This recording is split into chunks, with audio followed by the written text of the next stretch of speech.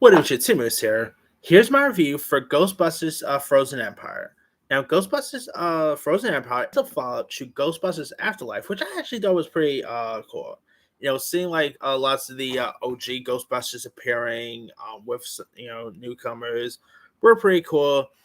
Now, of course, that was directed by Jason Reitman, who is the son of the late great Ivan Reitman, and I thought this one did a really great job at really honoring Ivan Reitman's legacy. And I gotta say, I had a fun time with Ghostbusters Frozen Empire. It's not as good as the original Ghostbusters, obviously, but I really so hard enjoyed it. Of course, if you guys don't know much about this new Ghostbusters film, it's set 2 years after the events of Ghostbusters Afterlife. The veteran Ghostbusters must join forces with their new recruits, to save the world in New York City from a powerful, death-chilling adversary who seeks to build a special army. And I thought this was excellent. Like, it was a lot of fun. Like seeing the OG, seeing the OG Ghostbusters returning, like Dan Aykroyd, Bill Murray, obviously, it was really cool to see Annie Potts, in suit because I totally didn't realize this, but this is actually the first time she's ever actually been in uniform, fighting the ghosts, which is cool because she's always been mostly the secretary and stuff. Never really got into the busting ghosts, so that's really cool there. I would love to have seen Rick Moranis popping up, but I'm a little surprised that Sigourney Weaver didn't pop up. I would have made her to show up. I guess that didn't happen. Uh, I'm glad that they didn't go ahead and do another like a Harold Ramis ghost thing. I think that was just perfect for Afterlife. I'm glad they didn't do that this time around again. Uh, I mean, it was cool seeing Harold Ramis. Even though he was like there physically, just see him as like that ghosting in Afterlife. That was really emotional and touching there. But I'm glad that they didn't like continue that in this one. You also have some newcomers like Camille Nanjiani, Patton Oswalt. I love those two. William Atherton, who plays the mayor. How is he still mayor after all these years? Beyond me. Ernie Hudson, Paul Rudd was great in this. Finn Wolfhard, obviously, Carrie Coon, Celeste O'Connor.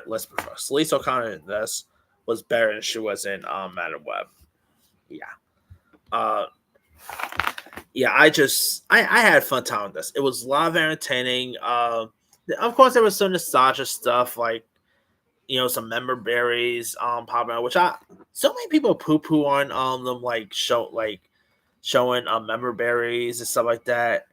I don't mind it. It's just really cool seeing some of the callbacks to the original and uh the effects was really cool. I had a fun time with this one. I mean, is it gonna be my top 10 favorite movies of the year? Obviously not. Is it as good as the original Ghostbusters? Definitely not. I don't know if I should say this. Maybe it might be a little better than Afterlife, in my opinion. I liked Afterlife. Don't get me wrong. I might have had more fun time with this one. I don't know. Maybe because Frozen Empire is set in New York City, while Afterlife isn't. Maybe that's why I had more fun time with this. Because even with Spider-Man, I'm sorry. Even though I like Spider-Man, No Way Home, and even Ghostbusters Afterlife, don't get me wrong. I enjoy those. Big part was missing that it wasn't set in New York City. I mean, I don't know why. I just always appreciate Ghostbusters more when they're in the Big Apple, or even Spider-Man when they're in the Big Apple more than somewhere else.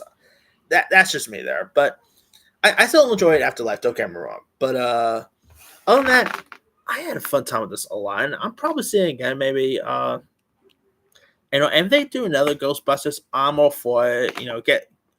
They already had their production company called Ghost Corp or something.